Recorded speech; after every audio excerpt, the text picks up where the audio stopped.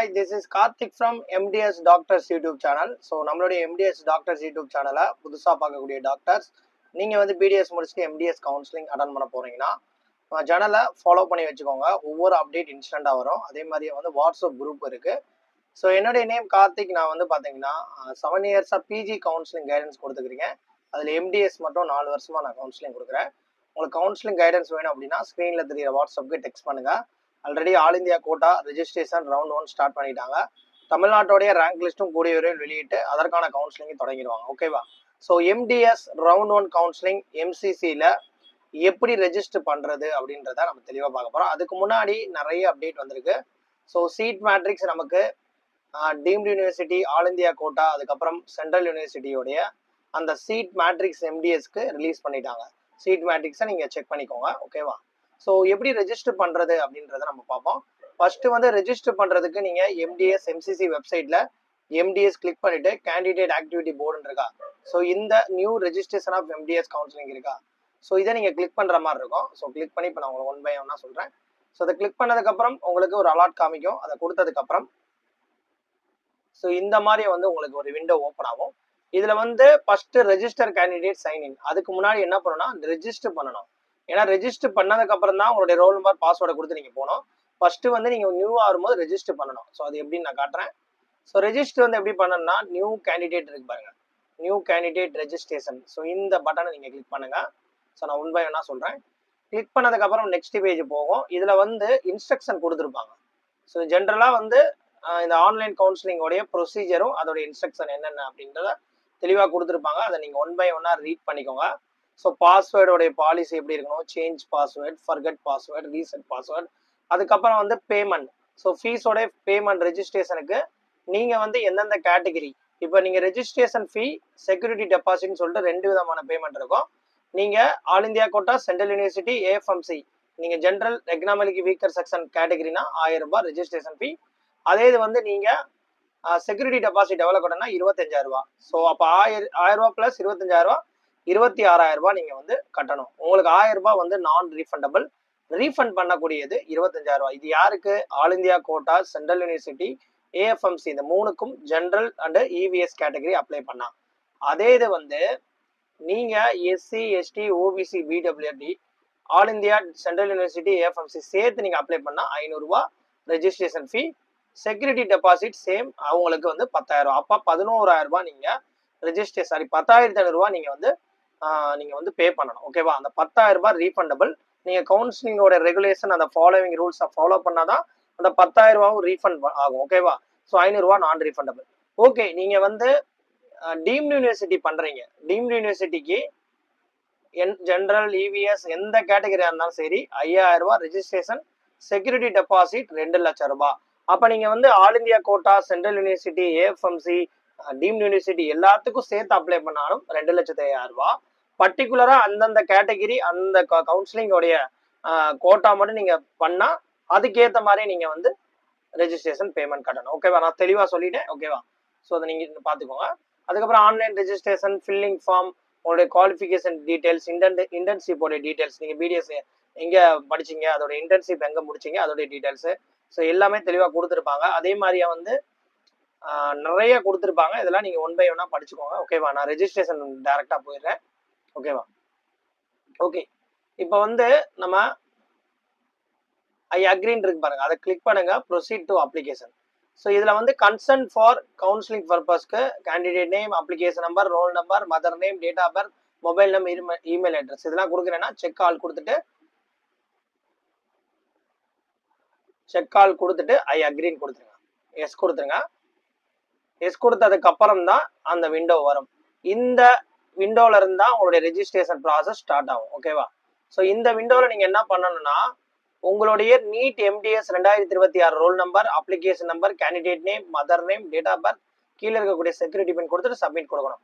நல்லா தெரிஞ்சுக்கோங்க, உங்களுடைய அட்மிட் கார்டு, ஸ்கோர் கார்டு அதில் இருக்கிற மாதிரியா role number, application number, name எல்லாமே ஒரு டாட்டோ ஒரு ஸ்பேஸோ எது மிஸ் ஆனாலும் உள்ள போகாது. ஏன்னா என்பிஇஎம்எஸ், அதாவது நேஷனல் போர்டோடைய சர்வரை தான் இவங்க எம்சிசி வந்து சிங்க் பண்ணி வச்சிருப்பாங்க, அதாவது அசோசியேட் பண்ணியிருப்பாங்க. அதனால வந்து அந்த டேட்டாவை ஃபெச் பண்ணி தான் இது மேட்ச் பண்ணி நமக்கு ரெஜிஸ்ட்ரேஷன் பண்ணுது. அதனால நீங்க ரோல் நம்பரோ ஏதோ தப்பா போட்டாலோ, அதனால உங்களுடைய அட்மிட் கார்டையும் ஸ்கோர் கார்டையும் வச்சு ரெஜிஸ்டர் பண்ணுங்க. ஏன்னா ஒரு டாட்டோ ஒரு ஸ்பேஸோ அதுல இல்லாத மாதிரி நீங்க மாத்தி போட்டா கூட உள்ள என்ரோல் ஆகாது. ஐ மீன் ரெஜிஸ்ட்ரேஷன் அடுத்த ப்ராசஸ் போகாது. ஓகேவா?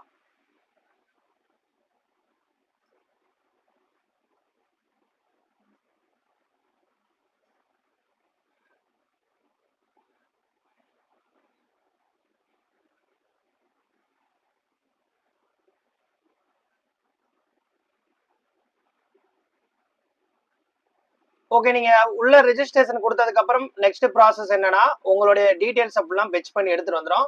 Email ID, mail ID, mobile number எல்லாமே எடுத்துரும். நீங்க பாஸ்வேர்டு வந்து சூஸ் பண்ற மாதிரி இருக்கும். ஸோ உங்களுடைய பாஸ்வேர்டு ஓனா நீங்களா சூஸ் பண்ணுங்க. சூஸ் பண்ணி சப்மிட் நெக்ஸ்ட் கொடுத்துருங்க. நெக்ஸ்ட் கொடுத்ததுக்கு அப்புறம் உங்களுக்கு எஸ் கேக்கும், எஸ் கொடுத்தோம்னே எஸ் கொடுத்துருங்க. அதுக்கப்புறம் என்ன பண்ணுங்கன்னா, உங்களுக்கு ஓடிபி வரும். உங்களுடைய நீங்க நீட்டோடைய அந்த எம்டிஎஸ் ரெஜிஸ்டர் பண்ணும்போது என்ன மெயில் ஐடி என்ன மொபைல் நம்பர் கொடுத்தீங்களோ அந்த மொபைல் நம்பருக்கும் மெயிலுக்கும் வரும். ரெண்டு இதுல ஏதாவது ஒண்ணு நீங்க இமெயில் ஓடிபியோ இல்ல மொபைல் ஓடிபியோ கொடுத்துட்டு வெரிஃபை ஃபைனல் சப்மிட் கொடுத்துருங்க.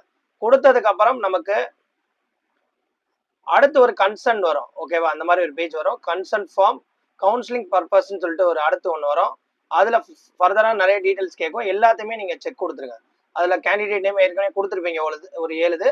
அடுத்து category, sub category, nationality, religion, bank account, qualification detail, internship details, correspond address, permanent address, upload document images, registration ஃபீ எல்லாமே கொடுத்து செக் கொடுத்துருங்க. இந்த இருக்கு பாருங்க, இந்த இடத்துல இருக்கக்கூடிய இந்த செக் பாக்ஸ் அப்படிலாம் டிக் அடிச்சிடணும். எல்லாமே மேல இருக்கும். கொடுத்துட்டு ஐ அக்ரி கொடுத்துருங்க. கொடுத்தவனே சப்மிட் ஆயிருங்க. ஓகேவா? சப்மிட் ஆனதுக்கு அப்புறம் உங்களுக்கு இந்த இடத்துல கன்சர்ன் நீட்ஸ் சப்மிட்டட் சக்சஸ்ஃபுல்லின்னு வந்துடும். ஓகே, அடுத்து வந்து 7 ஸ்டெப் நம்ம பண்ற மாதிரி இருக்கும், ஒரு ஸ்டெப்பா. ஓகேவா? அதுல என்னென்ன ஸ்டெப்லாம் நீங்க பண்ணணும்னா, அப்ளிகேஷன் ஃபார்ம் ஃபில் பண்ணணும், குவாலிஃபிகேஷன் டீடைல்ஸ், இன்டர்ன்ஷிப் டீடைல்ஸ், எந்த கவுன்சிலிங் செலக்ட் பண்றீங்க, ஆல் இந்தியா கோட்டாவா இல்ல டீம்டு யூனிவர்சிட்டியா, சென்ட்ரல் யூனிவர்சிட்டி எதை செலக்ட் பண்றீங்களோ அதுக்கு ஏற்ற மாதிரி வரும். அப்புறம் உங்களோட கான்டாக்ட் டீடைல்ஸ் அப்லோட் எதுக்கு பண்ணணும் அப்படின்றத நான் சொல்லிடுறேன். Preview final. அப்ப கிட்டத்தட்ட வந்து ஒரு 7 ஸ்டெப்புக்கு மேல நீங்க பண்ற மாதிரி இருக்கும். ஃபர்ஸ்ட் அப்ளிகேஷன் ஃபில் பண்ணணும். ஃபர்ஸ்ட் இது வந்து ஃபில் பண்ற டீடைல்ஸ் வரும்.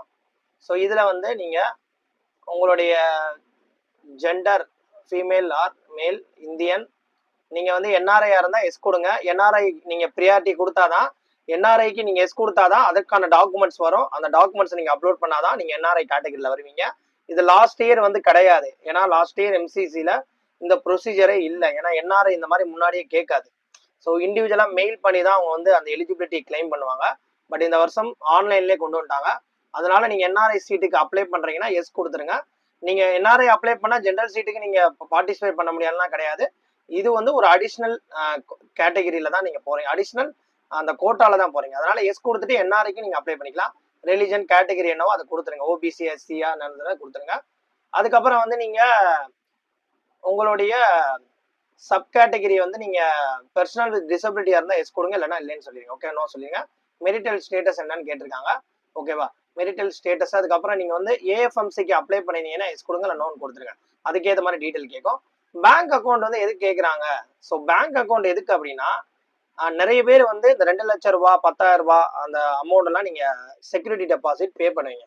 அது வந்து நீங்க யார் மூலியமா கூட பண்ணலாம். சப்போஸ் ஒரு தேர்ட் பர்சன் இல்ல ஒரு கைடன்ஸ் எக்ஸ்பர்ட் மூலியமா பண்ணாலும், அந்த அக்கௌண்ட் எதுல பண்ணாலுமே உங்களுக்கு அந்த ரீஃபண்ட் வந்து இந்த பேங்க் அக்கௌண்ட்டுக்கு தான் வரும். ஓகேவா? அதனால முடிஞ்ச வரையும் உங்க அக்கௌண்ட்ல நீங்களே அது பண்ண பாருங்க. ஒரு கைடன்ஸ் எக்ஸ்பர்ட் கூட நீங்க வச்சு பண்ணுங்க. பட் தேர்ட் பர்சன் கிட்ட பண்ணும்போது ஒரு கரெக்டான பர்சன் கிட்ட இருந்து பண்ணுங்க. சரிங்களா? அப்ப வந்து நீங்க அக்கௌண்டோட டீடைல்ஸ் கொடுக்கணும். உங்களோட அக்கௌண்ட் டீடைல்ஸ் எதுக்குன்னா, நீங்க கட்டக்கூடிய டெபாசிட் அமௌண்ட் இந்த அக்கௌண்ட்டுக்கு ரீஃபண்ட் ஆகிற மாதிரி தான் நீங்க வந்து கேட்டிருக்காங்க. ஓகேவா? ஸோ இந்த ஸ்டெப் முடிஞ்சதுக்கு அப்புறம் அடுத்து வந்து இந்த பர்சன் வித் டிசபிலிட்டிக்கு ஒன்று கொடுத்துருக்காங்க. நீங்க என்ன கேட்டகிரியோ பிடபிலிட்டியில அது கேட்கும். மெரிட்டல் ஸ்டேட்டஸ் என்ன அதெல்லாம் கொடுத்துட்டு நீங்க எந்த டிசபிலிட்டியில வரீங்களோ அதை செலக்ட் பண்ணிக்கோங்க. ஓகேவா? நெக்ஸ்ட் வந்து ஆர்ம் ஃபோர்ஸ் இதுக்கும் கேட்டிருக்காங்க. ஏஎஃப்எம்சிக்கு நீங்க என்ன ப்ரியாரிட்டியில வரீங்களோ மெரிட்டல் ஸ்டேட்டஸ் கொடுத்துட்டு அதுக்கேற்ற மாதிரி நீங்க என்ன ப்ரியாரிட்டி 1, ப்ரியாரிட்டி 2, ப்ரியாரிட்டி 3 அது வந்து ஏஎஃப்எம்சிக்கு அதுக்கேற்ற மாதிரி நீங்க கொடுக்கணும். ஓகேவா? ஸோ இதுக்கப்புறம் நெக்ஸ்ட் பேங்க் டீடைல்ஸ் கொடுத்துறீங்க, சேவ் கொடுத்துருங்க. ஸோ எஸ் கொடுத்ததுக்கு அப்புறம் நெக்ஸ்ட் பேஜ் போகும். நெக்ஸ்ட் பேஜ் வந்து நீங்க பிடிஎஸ் முடித்த டீடைல்ஸ். நீங்க பிடிஎஸ் எந்த காலேஜ்ல பாசிங் ஆனீங்க, எந்த இயர், உங்களுடைய degree number. So degree registration number இருக்கு பாருங்க, அதுதான் என்ரோல்மெண்ட் நம்பர். உங்களுடைய டிகிரி பிடிஎஸ் முடிச்ச டிகிரி சர்டிஃபிகேட்ல இருக்கும் ஒரு ரெஜிஸ்ட்ரேஷன் நம்பரு, அந்த நம்பர் தான் என்ரோல்மெண்ட் நம்பர். யூனிவர்சிட்டி எந்த யூனிவர்சிட்டி கீழே, எம்ஜிஆர் யூனிவர்சிட்டி அஃபிலியேட் கீழே படிச்சீங்களா இல்லை ஒரு டீம்டு யூனிவர்சிட்டியில படிச்சீங்களா, ஓகேவா, அதுக்கேற்ற மாதிரி யூனிவர்சிட்டியை நீங்க இதுல வந்து நீங்க செலக்ட் பண்ணி அப்டேட் பண்ணீங்க, சேவ் அண்ட் நெக்ஸ்ட் கொடுத்துருங்க, ஓகேவா. நெக்ஸ்ட் வந்து நமக்கு இன்டர்ன்ஷிப். ஸோ இன்டர்ன்ஷிப் நீங்க முடிச்சாதான் நீங்க எம்டிஎஸ் பண்ண முடியும். அந்த டேட்குள்ள எம்டிஎஸ் முடிச்சதுக்கு have you completed pursuing internship yes கொடுத்துட்டு, இன்டர்ன்ஷிப்போடைய எந்த இன்ஸ்டியூஷன்ல நீங்க படிச்ச இன்ஸ்டியூஷன்லேயே சில பேர் இன்டர்ன்ஷிப் முடிச்சிருப்பாங்க, சில பேர் வந்து பிரைவேட்ல படிச்சுட்டு கவர்மெண்ட் கூட போய் முடிச்சிருக்கலாம். ஸோ இன்ஸ்டியூட் நேம் அட்ரஸ் கொடுத்துட்டு இன்டர்ன்ஷிப் எந்த டேட்ல 1 இயருக்கு இருக்கும், ஸ்டார்டிங் டேட் எப்போ இன்டர்ன்ஷிப் ஸ்டார்ட் பண்ணீங்க, எப்போ வந்து கம்ப்ளீட் பண்ணீங்க, அதை கொடுத்துட்டு சேவ் கொடுத்துருங்க, மறந்துடாதீங்க, ஓகேவா. நெக்ஸ்ட் வந்து இந்த இடத்துல தான் அந்த கோட்டாவை செலக்ட் பண்றது. நீங்க all India quota, AMU internal quota, அதுக்கப்புறம் வந்து டீம்டு யூனிவர்சிட்டி. இதுல மெயினா பாத்தீங்கன்னா ஆல் இந்தியா கோட்டாலே உங்களுக்கு சென்ட்ரல் யூனிவர்சிட்டி எல்லாம் சேர்ந்து வந்துடும். அதுக்கப்புறம் டீம்டு யூனிவர்சிட்டி நீங்க செலக்ட் பண்ணிக்கலாம் அதுக்கு ஏற்ற மாதிரியா. அப்ப வந்து செலக்ட் பண்ணும்போது உங்களுக்கு கேட்கும், அதை நீங்க கொடுத்து அதை செலக்ட் பண்ணிருங்க. எனக்கு வந்து டீம்டு யூனிவர்சிட்டியும் போறேன், ஆல் இந்தியா கோட்டா ரெண்டுமே செலக்ட் பண்ணிருங்க. அதுக்கப்புறம் உங்களுடைய கான்டாக்ட் டீடைல்ஸ், கரஸ்பாண்டன்ட் அட்ரஸ் கேட்டிருக்காங்க, ஓகேவா. ஸோ நீங்க இருக்கக்கூடிய அட்ரஸ் ஆதார் படி கொடுத்துக்கோங்க, அதுதான் பெட்டர்.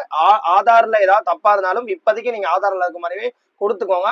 அதுக்கப்புறம் நீங்க ஆதார் அப்டேட் பண்ணி கூட மாத்திக்கோங்க. ஏன்னா நீங்களா மேனுவலா பண்ணாங்க, ஆதார்ல என்ன இருக்கோ அதுவே நீங்க கொடுத்துக்கோங்க, அதுதான் பெஸ்ட். ஏன்னா ப்ரூஃபை தான் அவங்க வந்து எடுப்பாங்க மேட்சிங்க. ஸோ ப்ரூஃப்ல வந்து தப்பா இருக்கு சார், நான் இப்போ இருக்கிற அட்ரஸ் வேற அப்படிலாம் கிடையாது. ப்ரூஃபை கொடுத்துக்கோங்க, அதுக்கப்புறம் நீங்க ஆதார்ல மாத்திக்கோங்க, ஓகேவா. ஸோ ப்ரூஃப் படி நீங்க வந்து கொடுத்துட்டு சேம் ரெண்டுமே ஒன்னா இருந்தா பெர்மனன்ட்ல இந்த இடத்துல செக் பாக்ஸ்ல இந்த இடத்துல டிக் கொடுத்தீங்கன்னா ரெண்டுமே சேமா இருந்துச்சுன்னா கொடுத்துட்டு சேவ் நெக்ஸ்ட் கொடுத்துருங்க, ஓகே. அடுத்து வந்து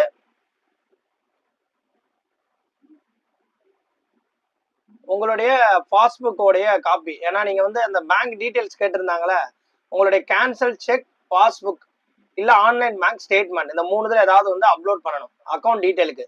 ஸோ அது வந்து 20 இருந்து 500 கேபிக்குள்ள இருக்கணும். கொடுத்துட்டு அப்லோட் கொடுத்துட்டு சேவ் அண்ட் நெக்ஸ்ட் கொடுத்துருங்க, ஏன்னா கம்பல்சரி நீங்க அப்லோட் பண்ணணும், ஓகே.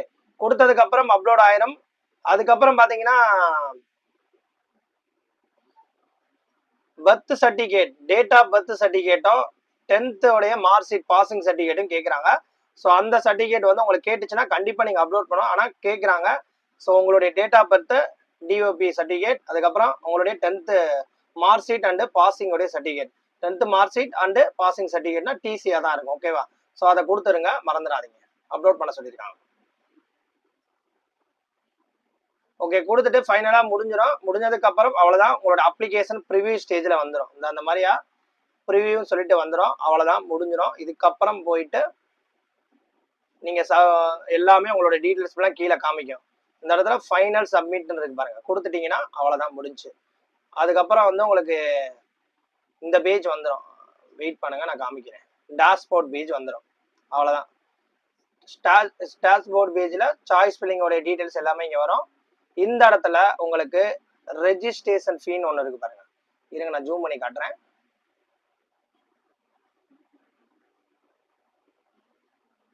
இந்த இடத்துல பாத்தீங்கன்னா உங்களுக்கு ரெஜிஸ்ட்ரேஷன் ஃபீன் இருக்கா, ஸோ இதை நீங்க கிளிக் பண்ணி தான் அந்த டெபாசிட் ரெஜிஸ்ட்ரேஷன் ஃபீ கட்டணும். கொடுத்துட்டு நெக்ஸ்ட் போங்க. ரெஜிஸ்ட்ரேஷன் ஃபீ கொடுத்ததுக்கப்புறம் உங்களுக்கு பேமெண்ட் காமிக்கும். இப்போ பார்த்தீங்கன்னா 26,000 காமிக்குது பாருங்க. இவங்க வந்து ஆல் இந்தியா கோட்டாக்கு அப்ளை பண்ணியிருக்காங்க.